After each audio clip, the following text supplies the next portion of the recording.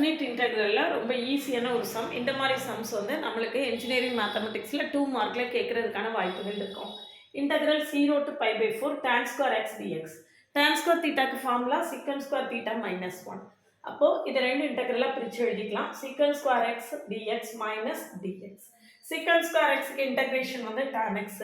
அப்போ limit 0 to π/4 போடணும். இங்கே dxக்கு integration x, differentiation integration cancel ஆகி x. Limit 0 to π/4. Limit apply பண்ணிங்கன்னா upper limit minus lower limit tan π/4 minus tan 0. இங்கே π/4 மைனஸ் 0. tan π/4க்கு வேல்யூ 1, tan 0 0 ஆயிடும். இங்கே π/4. அப்போ ஆன்சர் வந்து 1 மைனஸ் π/4. இந்த மாதிரி ஈஸியாக நம்ம இந்த ப்ராப்ளத்தை நினச்சி இதெல்லாம் சால்வ் பண்ணிடலாம். 2 மார்க்கில் இந்த மாதிரியான ப்ராப்ளம்ஸ் வந்து இன்ஜினியரிங் மேத்தமெட்டிக்ஸில் கேட்குறதுக்கு சான்ஸ் இருக்கும். அதனால் நம்ம இன்ஜினியரிங் மேத்தமெட்டிக்ஸை ஈஸியாக பாஸ் பண்ணுறதுக்கு செக்ஷன் ஏ ப்ராப்ளம்ஸை நல்லா கான்சன்ட்ரேட் பண்ணணும்.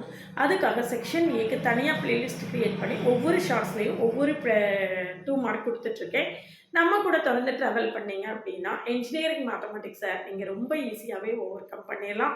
ஒரு WhatsApp channel, Insta account link கொடுத்துருக்கேன், ஜாயின் பண்ணிக்கோங்க. நம்மளுடைய அப்டேட்ஸ் உங்களுக்கு உடனே கிடைக்கும்.